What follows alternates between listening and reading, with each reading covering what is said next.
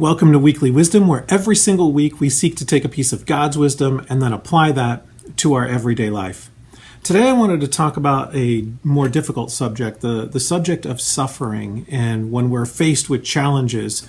I don't know about you, but there have certainly been challenges in my life that I've faced where I have felt completely hopeless, where you're in one of those situations that seems impossible to manage, where you're in one of those circumstances where it seems there's no way out, and you're left with this feeling of helplessness and sometimes hopelessness.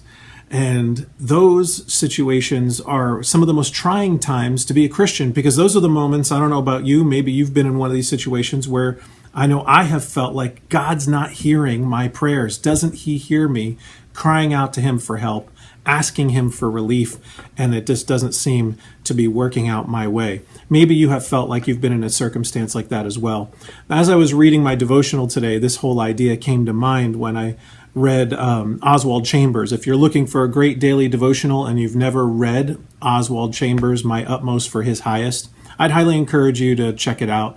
I'll leave a link in the description here below on YouTube so that you can look into that further if you want a good daily devotional.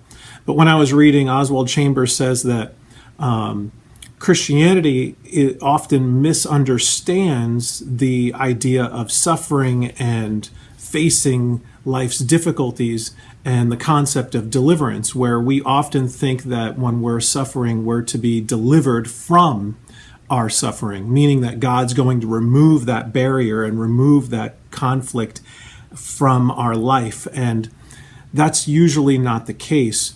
What he says more often happens is that God delivers us in our suffering, meaning that God works in our circumstances. He doesn't remove the barriers and the challenges, but He allows us to work in a more healthy way in and through those challenges. And there's a huge difference between being delivered from and delivered in.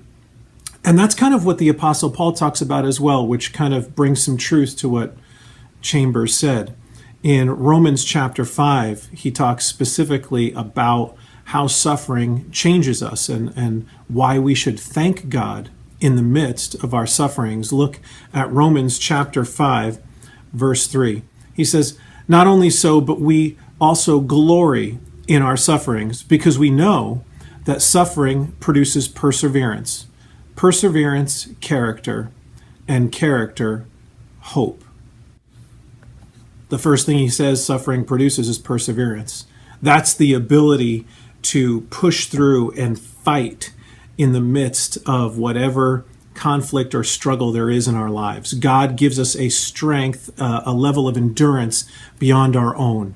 Maybe you've been in a circumstance where when you look back on what happened, you don't know how you had the strength to get through it. And maybe you've known someone who's been through a tough time and they say, "I don't know how I got through it. I can only believe that God sustained me, that God gave me the endurance to push on anyway." And He is there to carry us when we can no longer carry ourselves. Or He is there to bring a community of faith around us that carries us when we can no longer carry ourselves. Perseverance. And then he goes on to say that perseverance produces character. It helps us grow. I am today the person that I am because of the experiences I've had in my life. Some of the sufferings that I've endured have made me the man that I am today, as I'm sure that God has used circumstances in your life and challenges that you have faced to make you the man or woman that you are today. And when I really take a moment to think about it, I think, you know what? Some of those challenges I have faced, I've been able to use to help others who are experiencing those very same challenges today. I can use those experiences to encourage them, inspire them, and give them hope to know that God will help them endure and their character will grow as a result of their experience, even the most difficult experiences. And then finally, that character growth gives us hope. When we look back and reflect on what God has taken us through and how God has used those experiences to help us mature and grow in character, it can give us hope, because the next time we face a challenge, we can look back on what's happened in our past and think, you know what, I have more hope this time because I know what God has taken me through last time. And so suffering does produce perseverance. Perseverance helps us change and grow in character and certainly gives us hope for a better future, a future that God has for us, even when we suffer.